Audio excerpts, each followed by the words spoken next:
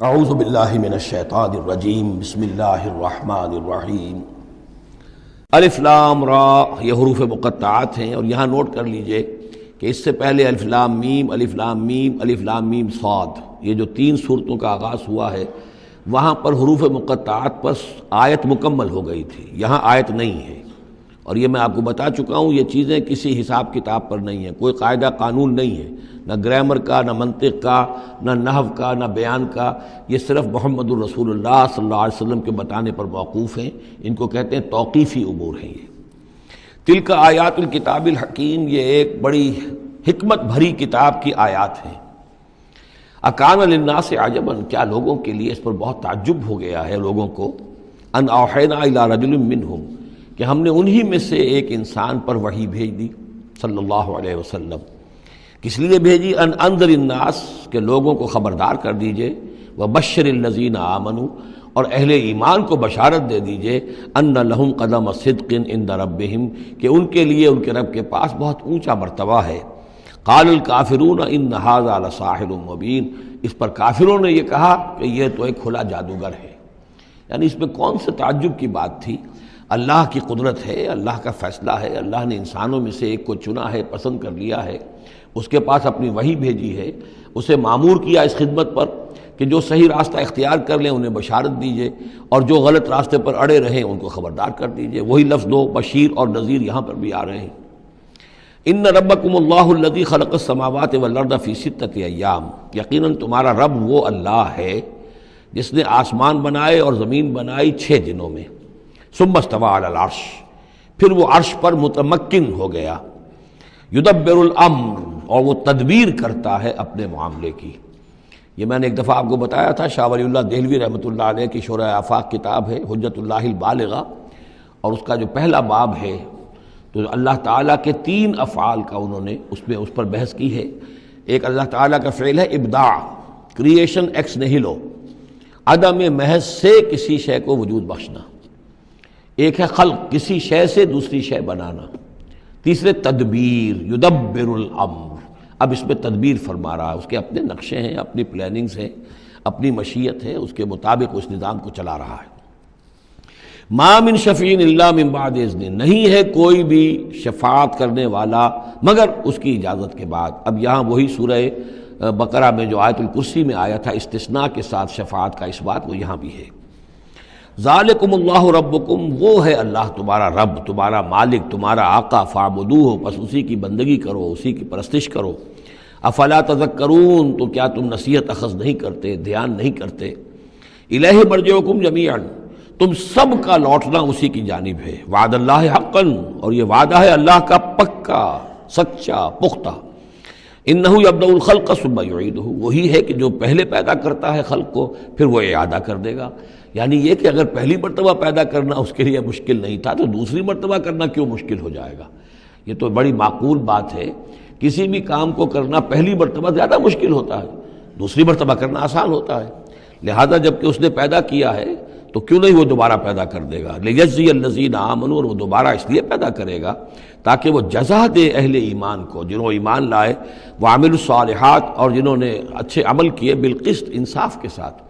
ان کی جو بھی خدمتیں ہیں، ان کی جو بھی انہوں نے ایثار کیا ہے، جو اللہ کے دین کے لیے، اللہ کے لیے جو مشقتیں جھیلی ہیں، جو قربانیاں دی ہیں، ان کی پوری قدردانی ہو، قدر افزائی ہو، ان کو خلعتیں دی جائیں، انہیں نوازا جائے۔ والذین کفروا، اور جو لوگ کہ کفر کریں، لہم شراب من حمیم، ان کے لیے پینے کے لیے ہوگا کھولتا ہوا پانی، وعذاب علیم، اور دردناک عذاب ہوگا، بما کانوا یکفرون، اس کفر کی پاداش میں جو وہ کرتے رہے۔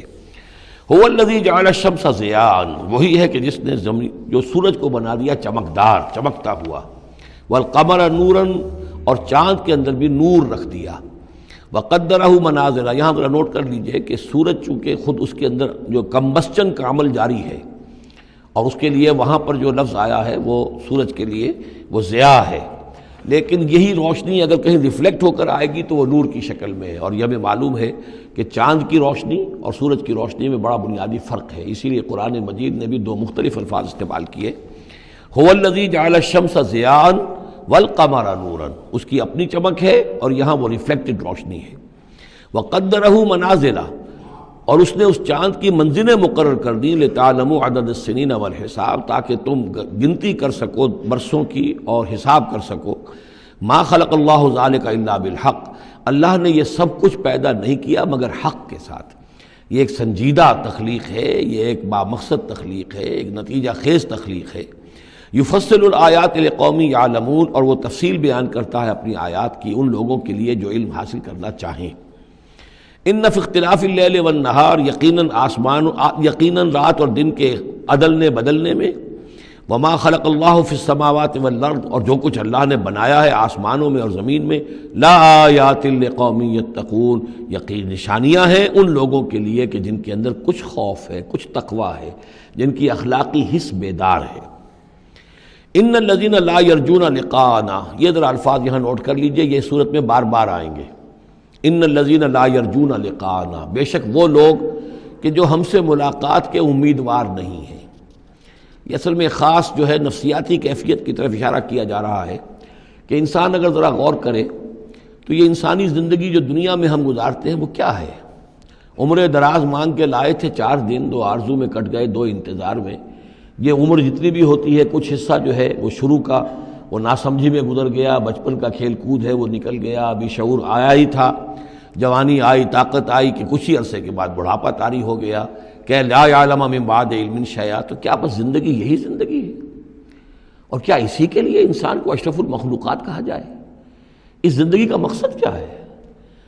انسان جو بھی غور کرے گا سوچے گا کہ تو ہی ناداں چند کلیوں پر قناعت کر گیا، ورنہ گلشن میں علاج تنگی دامہ بھی تھا۔ زندگی صرف یہ زندگی نہیں ہے، تو اسے پیمانہ امروز و فردا سے نہ ناب، جاویداں پہ ہم دواں ہر دم جواں ہے زندگی۔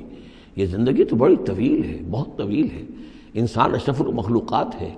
یہ تو عارضی سا ایک وقفہ ہے، اللہ تعالیٰ نے ہمارا امتحان لینے کے لیے خلق الموت والحیات لیبلوکم ایکم احسن عملا۔ اصل زندگی جو ہے وہ تو بڑی طویل ہے، اصل زندگی وہ ہے ان الدار الآخرۃ لہی الحیوان لو کانوا یعلمون۔ اصل میں تو آخرت کا گھر جو ہے وہ ہے اصل زندگی، کاش کہ انہیں معلوم ہوتا۔ لیکن کچھ لوگ ہوتے ہیں جن کے ذہن اتنے محدود ہیں، جن کی سوچ اتنی محدود ہے، جن کا افق ذہنی جو ہے اس قدر تنگ ہے کہ وہ اس پر بھی مطمئن ہے، ریجھے ہوئے اس زندگی کے اوپر مطمئن ہے، لگے ہوئے اسی میں، مگن ہے اسی میں، بلکہ کہنا چاہیے گم ہو گئے اسی میں۔ کافر کی یہ پہچان کہ آفاق میں گم ہے، اور مومن کی یہ پہچان کہ گم اس میں ہے آفاق۔ تو ان الذین لا یرجون لقاءنا، وہ لوگ جو ہم سے ملاقات کے امیدوار ہی نہیں، ورضوا بالحیات الدنیا، اور وہ دنیا کی زندگی پر راضی ہو گئے، مطمئن ہو گئے، وَاطْمَأَنُّوا بِهَا، اس پر مطمئن ہو گئے، وَالَّذِينَ هُمْ عَنْ آیَاتِنَا غَافِلُونَ، اور جو ہماری آیات سے غافل ہے، دیکھتے ہی نہیں۔ کھول آنکھ، زمین دیکھ، فلک دیکھ، فضا دیکھ، کس کو موقع ملتا ہے؟ نہ زمین دیکھنے کا، فلک دیکھنے کا، فضا دیکھنے کا۔